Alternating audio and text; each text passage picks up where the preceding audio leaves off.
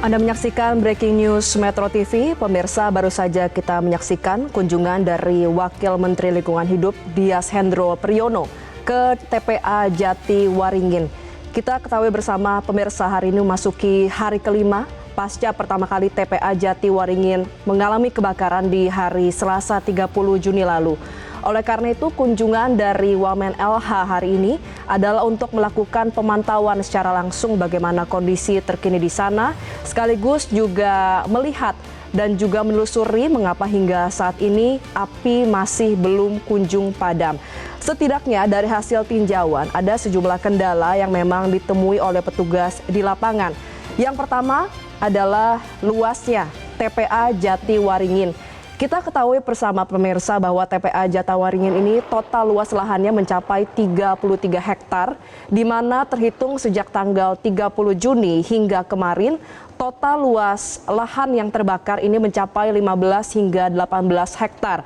Artinya apa? Artinya ada sekitar 80% dari luas lahan ini seluruhnya terbakar akibat dari kebakaran yang terjadi di hari Selasa lalu. Meski demikian, ada kabar baik yaitu dari BNPB yang memang melaporkan bahwa hingga saat ini total ada sekitar 30% titik api yang sudah berhasil dikendalikan oleh petugas.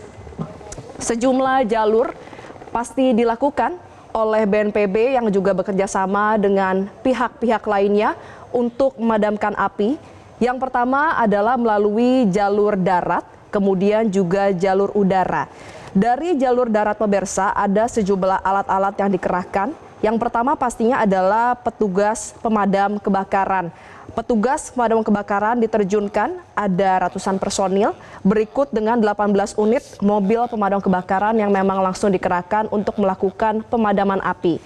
Tidak hanya pemadam kebakaran saja, pemirsa, ada eskavator juga yang diterjunkan. Mengapa keberadaan eskavator seperti yang Anda lihat saat ini di layar menjadi penting? Karena eskavator ini akan bertugas untuk mengurai sampah-sampah.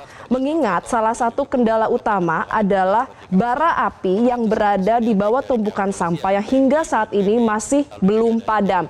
Kalau kita lihat dari visual, nampaknya api ini terlihat sudah padam, pemirsa. Tapi ditekankan oleh BNPB tidak demikian. Mengapa? Karena ternyata titik api ada gas metana berupa bara yang berada di bawah tumpukan sampah, dan itulah yang menjadi tantangan utama. Itu tadi kalau lewat jalur darat. Lewat jalur udara kita melihat bersama saat ini, pemirsa, ada helikopter waterbombing yang memang juga dikerahkan oleh petugas di lapangan. Jadi waterbombing ini dikerahkan secara bergantian, ada 2 hingga 3 helikopter waterbombing untuk menyiramkan air dari jalur udara di titik-titik yang belum bisa dijangkau oleh jalur darat. Kita melihat bagaimana air dalam jumlah besar seluruhnya disemprotkan ke bagian dari tumpukan sampah di TPA Jati Waringin, dan pastinya ini juga dilakukan untuk segera bisa memadamkan api, terutama api yang berada di bawah tumpukan sampah. Nah, pemirsa, selain ada strategi pemadaman dari jalur udara dan juga jalur darat, terbaru kemarin Menteri Lingkungan Hidup berkoordinasi bekerja sama dengan Menteri Kehutanan untuk menurunkan 30 personil pemadam kebakaran dari Manggala Agni. Jadi Manggala Agni ini memang tugasnya khusus untuk mengatasi kebakaran hutan skala besar. Meskipun memang yang terjadi saat ini adalah kebakaran pada tempat pembuangan akhir di Jati Waringin, meski demikian kita ketahui bersama sudah 5 hari ternyata api masih belum juga padam.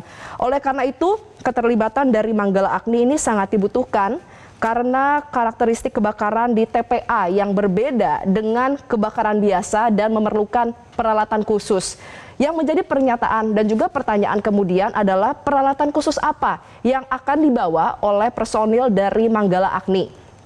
Berdasarkan hasil tinjauan dan juga informasi yang tadi disampaikan oleh rekan kami di lapangan, Randi Alfaras, salah satu strategi pemadaman baru adalah pengerahan dari saluran pipa.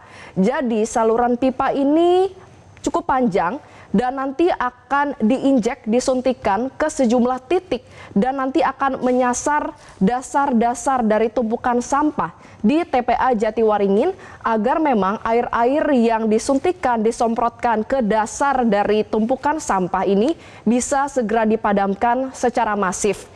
Kemarin pemirsa kita juga melihat Gubernur Andra Soni melakukan kunjungan dan salah satu statement yang mungkin bisa memberikan gambaran kepada Anda terkait dengan kondisi terkini kebakaran di TPA Jatiwaringin adalah begitu tingginya tumpukan sampah. Andra Soni, Gubernur Banten ini mengatakan bahwa tinggi tumpukan sampah ini bisa diibaratkan seperti gedung 7 lantai. Artinya tingginya mencapai 20 hingga 30 meter, sangat tinggi dan juga lahannya sangat luas sehingga itu juga mempersulit proses pemadaman. Tadi kita sudah membahas terkait dengan kendala yang pertama pemirsa, yaitu luasnya TPA Jatiwaringin sehingga personil semua dikerahkan. Untuk kendala selanjutnya juga adalah cuaca panas. Kita sama-sama tahu pemirsa, saat ini Indonesia sedang dilanda cuaca panas ekstrim. Bahkan disebut juga oleh pihak dari BNPB bahwa diduga penyebab kebakaran terjadi di TPA Jatiwaringin ini adalah karena cuaca panas ekstrim yang akhirnya membuat terjadinya kebakaran di TPA Jatiwaringin.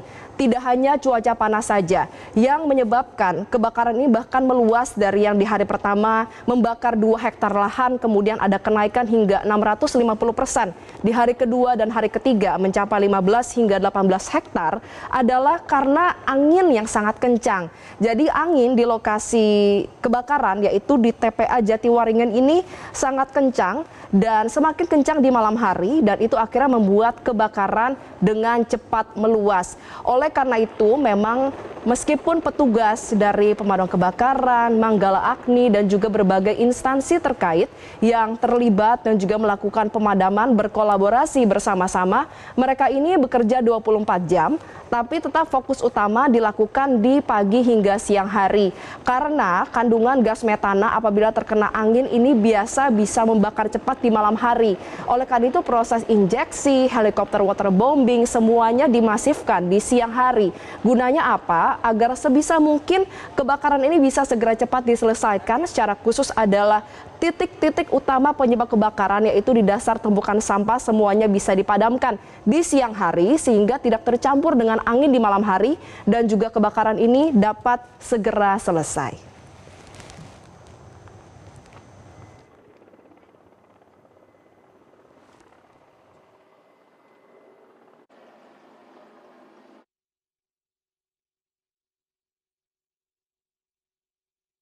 Dan untuk mengetahui situasi terkini di sana, kita akan kembali terhubung dengan jurnalis Metro TV, Randi Alvaras di lokasi.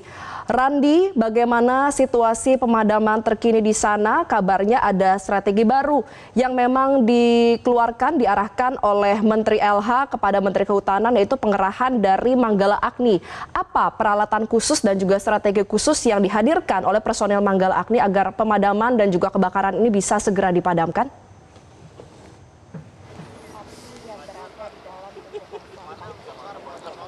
Ya Valeri, memang sejauh ini para petugas masih terus berupaya untuk bisa memadamkan dan juga mengendalikan api di lokasi terjadinya kebakaran di TPA Jatiwaringin Kabupaten Tangerang. Yang mana memang tentu untuk menambah jumlah personil juga untuk bisa semakin memperluas jangkauan dari para petugas untuk bisa mengendalikan api.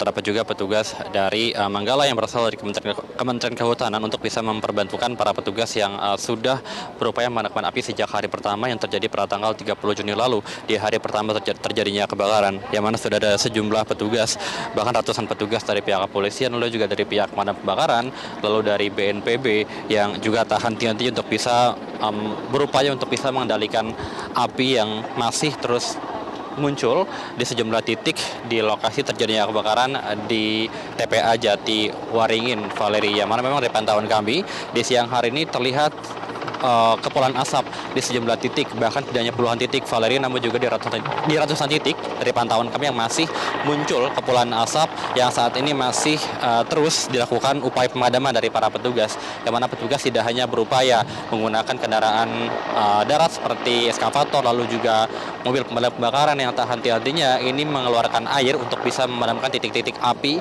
yang berada di jangkauan terdekat, yakni di area bawah dari TPA Jatiwaringin. Kemudian juga dari pihak BNPB juga turut mengarahkan 2 helikopter waterbombing yang mana ini membawa 4.000 liter air setiap kali mengudara, lalu akan menumpahkannya di area puncak dari TPA Jatiwaringin, dan memang ini sulit dijangkau oleh para petugas yang berada dari bawah. Tentu harapannya dengan mengarahkan upaya pengendalian api baik dari darat maupun udara ini bisa semakin mempercepat proses pemadaman api yang memang hingga saat ini masih belum padam, Valeri, karena memang ada banyak titik yang memang sulit dijangkau, terutama juga tantangan dari para petugas yang memang sulit untuk bisa memadamkan api dalam waktu cepat, dikarenakan memang ada sejumlah tantangan yang dihadapi oleh para petugas, baik itu dari kondisi cuaca.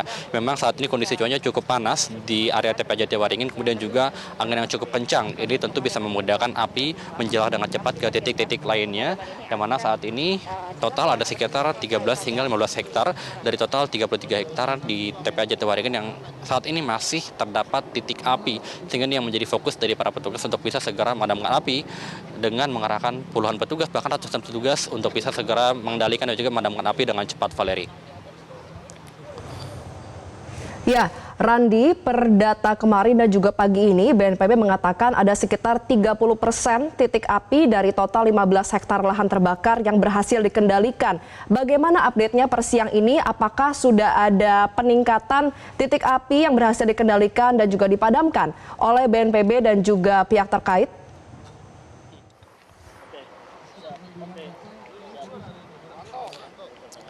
Iya, Valeri, memang dari data terakhir dari BNPB menyebutkan bahwa para petugas berhasil mengendalikan sekitar 30% dari total titik api yang memang sudah membakar area TPA Jatiwaringin sejak tanggal 30 Juni lalu. Memang hingga saat ini kami belum bisa mendapatkan update data terkini terkait dengan berapa jumlah titik api yang berhasil dikendalikan oleh para petugas di lapangan pada hari ini. Namun kami lihat memang titik api sudah mulai berkurang, yang mana kalau di hari-hari sebelumnya titik api menjalar cukup banyak di sejumlah area titik, namun di siang hari ini memang jumlahnya sudah cukup berkurang dikarenakan para petugas yang bertugas di lapangan juga ini turut dikerahkan dalam jumlah yang cukup banyak, bahkan ada ratusan personil kepolisian, lalu juga ada petugas pemadam kebakaran yang turut membantu juga dari BNPB, ditambah juga ada bantuan petugas dari Kementerian Kehutanan yang memang ditugaskan untuk bisa membantu para petugas untuk bisa memadamkan api. Ya memang ini cukup luas, Valeri, ada sekitar 15 hektar lahan di TPA Jatiwaringin yang memang hingga saat ini masih terus mengeluarkan api, dan memang kalau kami pantau dari hari pertama ini sudah cukup berkurang jumlah volume titik apinya dikarenakan semakin banyaknya petugas yang ditugaskan, lalu juga semakin banyak alat yang dikerahkan baik dari alat mobil pemadam kebakaran, lalu juga dari eskavator, bahkan juga BNPB menerjunkan 2 helikopter waterbombing yang tak henti-hentinya untuk menerjunkan air ke titik-titik yang sulit, sehingga memang dari pantauan kami sudah cukup berkurang dibandingkan dengan hari-hari sebelumnya, Valeri. Randi, kontur tanah di TPA Jatiwaringin ini diibaratkan oleh BNPB seperti lahan gambut. Nah, oleh karena itu sebagai upaya pemadaman tentu perlu dilakukan pemetaan titik-titik, terutama agar memang strategi penyiraman dari helikopter waterbombing maupun pipa ini bisa langsung disuntikan kepada titik-titik tersebut. Apakah pemetaan sudah berhasil dilakukan oleh BNPB dan bagaimana pemetaan titik untuk pemadamannya?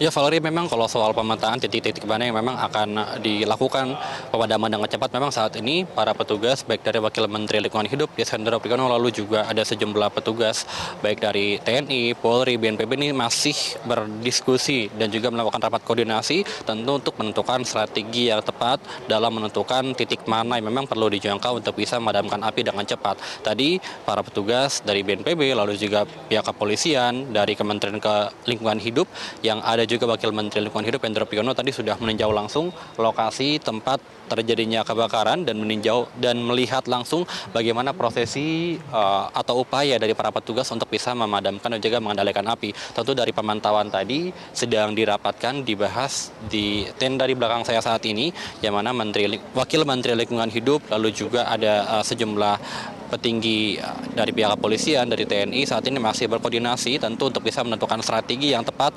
dalam pengendalian api dan juga kebakaran yang terjadi di TPA Jatiwaringin. Memang tidak hanya menggunakan strategi darat dan juga udara saja, namun juga dari pihak BNPB sudah memikirkan alternatif lain apabila strategi dari pemadaman darat dan udara masih belum cukup untuk bisa memadamkan titik api yang masih menjalar di TPA Jatiwaringin, yakni ada strategi injeksi air, yang mana nanti para petugas akan menyambungkan pipa ke dalam titik dari terjadinya kebakaran sehingga nanti air yang disalurkan bisa langsung memadamkan bara api yang rata-rata berada di bawah daripada tumpukan sampah yang menggunung di TPA Jatiwaringin. Kemudian juga akan menggunakan metode modifikasi cuaca. Tentu ini akan dilakukan apabila kondisi cuaca mendukung seperti banyaknya kepulan awan yang nantinya ini bisa diharapkan membantu prosesi modifikasi cuaca rencananya akan dilakukan oleh BNPB. Valeri.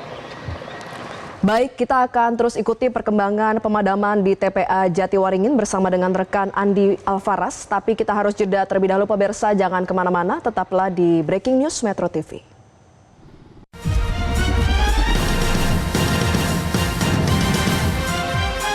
Jelajahi cara baru mendapatkan informasi. Download Metro TV Extend sekarang.